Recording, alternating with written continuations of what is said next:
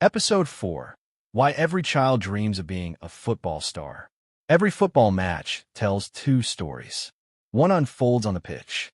The other unfolds inside the human mind. Welcome to Mind Rewire. Imagine this. A child stands in an open space. It could be a street, a playground, or a small patch of grass between buildings. There is no stadium, no crowd, no cameras, just imagination. The child kicks an invisible ball, runs forward, pretends to dribble past defenders who are not really there, then pauses for a moment, takes a breath, and imagines something extraordinary. The final minute of a World Cup final. The score is tied. The stadium is silent. Then suddenly, the ball arrives at their feet.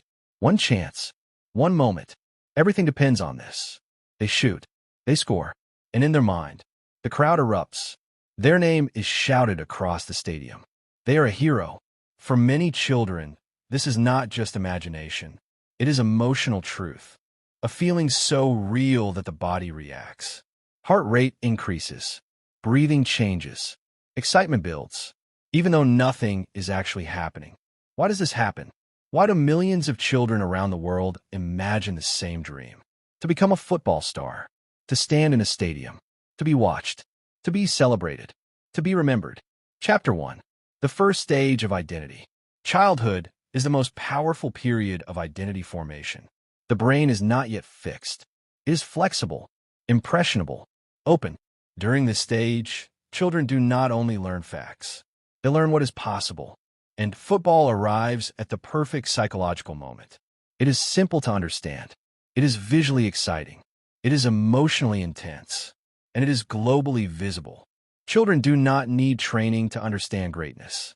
They can see it instantly. A goal, a dribble, a celebration.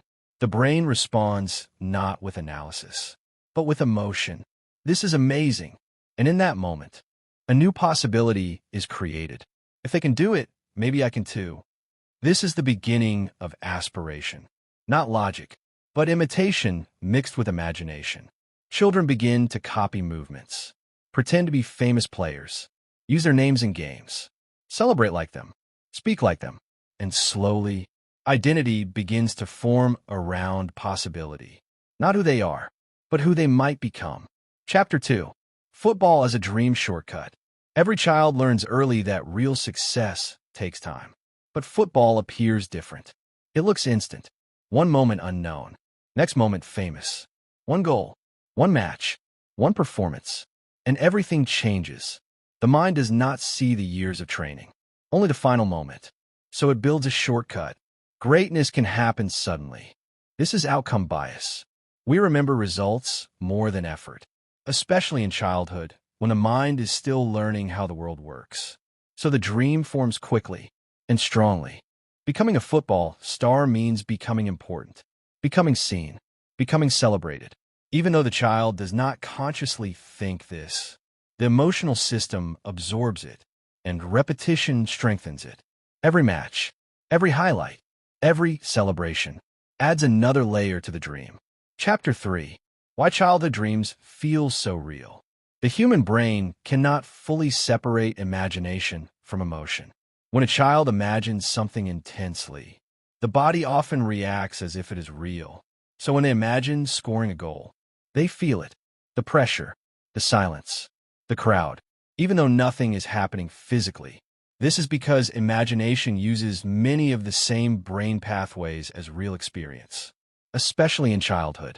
So the dream becomes an emotional simulation, a rehearsal of possibility, and experiences shape identity far more than thoughts. That is why these dreams stay, not as ideas, but as emotional memories. Even as life continues, even as adulthood begins, they remain in the background, quiet, but present. Chapter 4. The Desire to Matter. At the deepest level, this dream is not about football. It is about meaning, to matter, to be seen, to be remembered.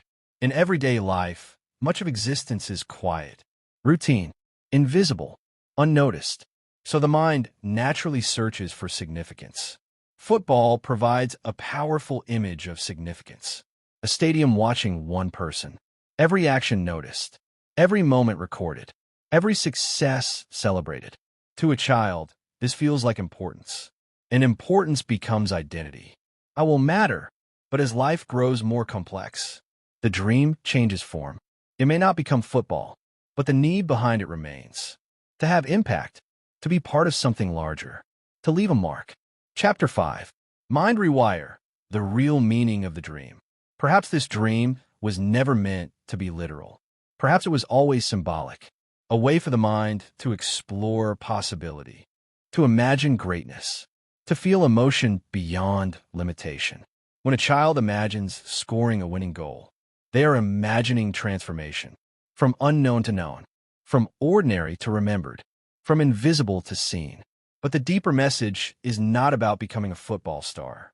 It is about understanding what the mind truly wants. Expression, connection, growth, meaning. These needs belong to all humans.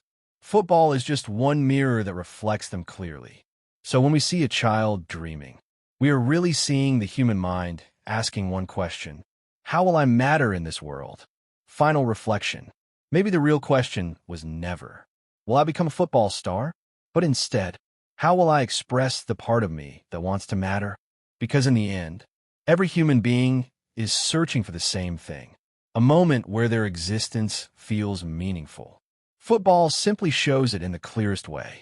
A ball, a field, a crowd, and a single moment that says, you are seen.